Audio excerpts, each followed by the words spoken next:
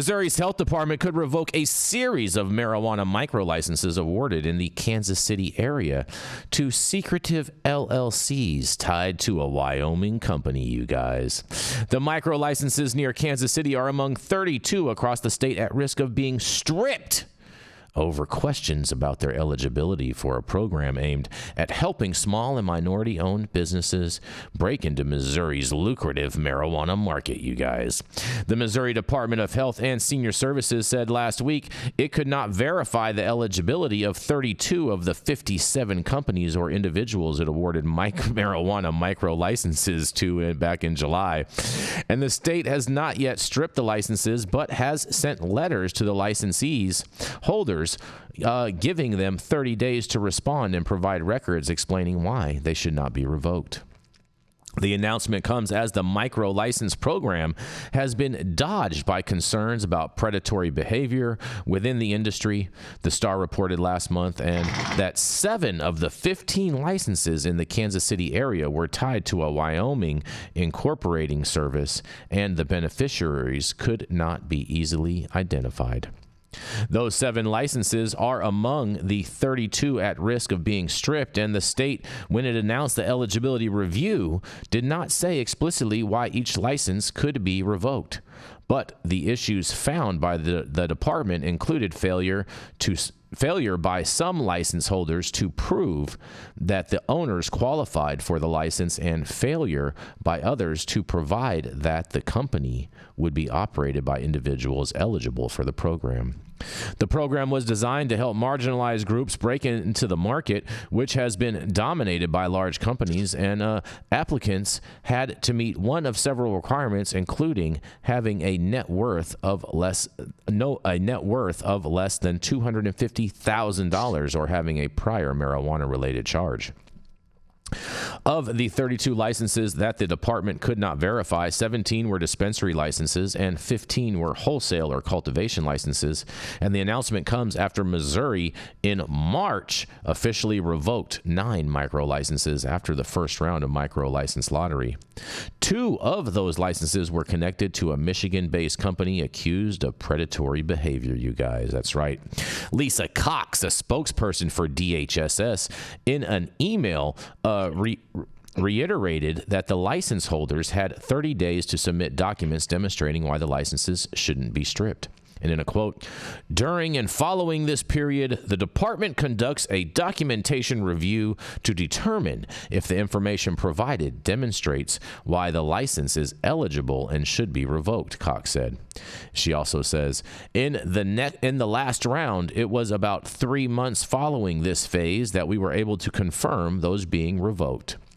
The Star reported last month on 7 of the licenses that were connected to a Wyoming corporate services in Cheyenne, Wyoming, and the company incorporates or sets up businesses for clients. One of the licenses now at risk of being stripped was awarded to a company called Drama Dunes, LLC, which listed its proposed address along Squire Court in Grain Valley. Records posted online by DHSS list a person named Yossi Sahar, who appears to own a nightclub in Dallas, Texas, as a designated contact for the license, and another one with a proposed address in Excelsior Springs. Sahar is also listed as the contact for 41 other licenses submitted to the state. I wonder if Jenny Beth knows this guy. Sahar did not immediately respond to a call for comment on Monday, and the Star was also unable to reach the designated contacts for 3 of the licenses at risk of being stripped. All the phone numbers had identical automated voicemail messages. Oh boy. Concerns about the program designed to help marginalized communities comes as hundreds of small-time applicants have lost out on the chance to grow or sell legal weed. Suzette Leftwich, a black woman from Kansas City, was one of the hundreds of applicants denied a micro license to open a dispensary back in July. In a quote, she says, "We're working against, forces that we don't even know exist. It makes me angry, Leftwich told the Star last month. It doesn't seem like it's homegrown people that are, creating these dispensaries, she says.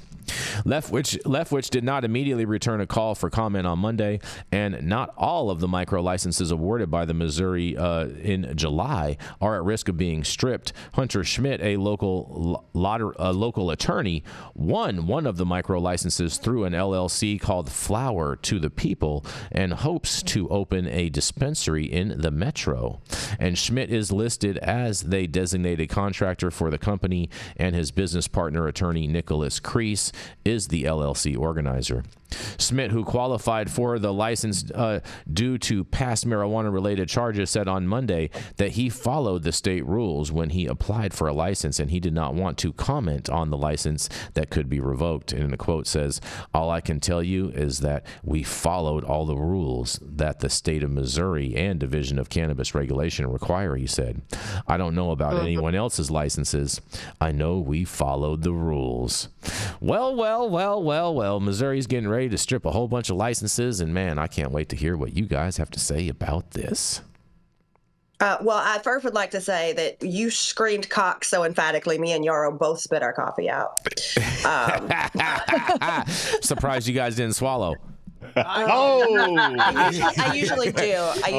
But it was, we're talking about strip. Anyhow, listen, first of all, fuck John Payne, obviously, very clearly. And yes, although you as the applicant followed the rules while applying, that sounds like a very PR department response from somebody who is probably part of an egregious group of people who shouldn't have these fucking licenses. Not that this justice-involved gentleman, Mr. Schmidt, doesn't deserve his, but if you partnered up with people who are doing the wrong things, then I'm sorry you don't.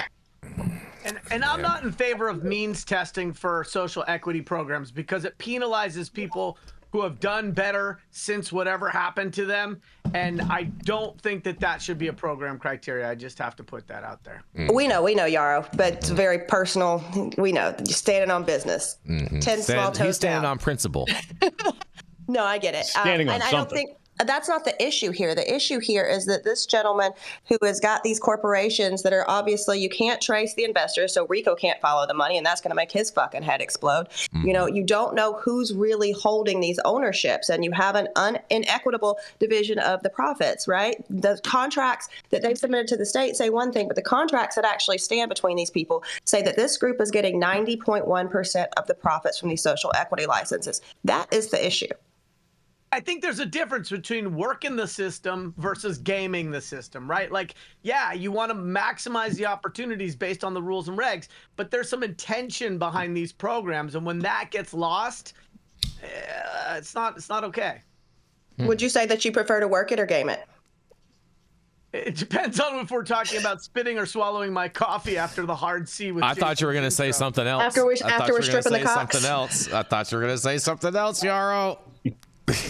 I got options for my responses. We know that. I bet. Well, here's the opinion of all opinions. It's that the thing was doomed to fail from the start. When you have such a high barrier financial demand to enter these industries, there's no chance that somebody that has been marginalized by the system for decades on end, who has never had a chance to amass the amount of money it takes or to get investment people to trust them enough to not take their pants down while they're making a deal happen.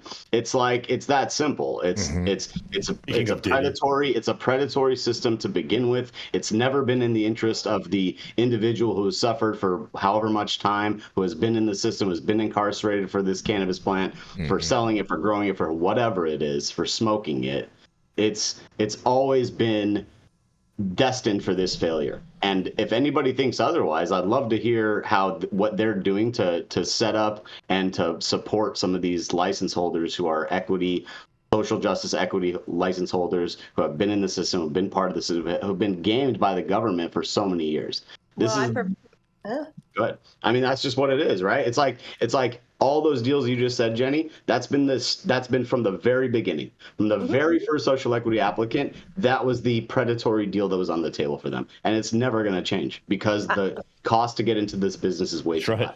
I completely Exactly right. agree. That's why the DCR is mad at me. That's why I lost my consulting position with the DCR, because I go to bat and speak truth to power for these applicants. And that's also why I provide my services to them for free 99. Leave the 99 cents off. So, I mean, I agree with you. It's fucked up. It's completely fucked up. But guess what's going to happen to these poor investors that are not named on these documents? Well, honey, you don't hold equity in shit because the state doesn't see you holding equity in shit. So get ready to file your UCC claim against this conglomerate that just took your fucking money and ripped you both off.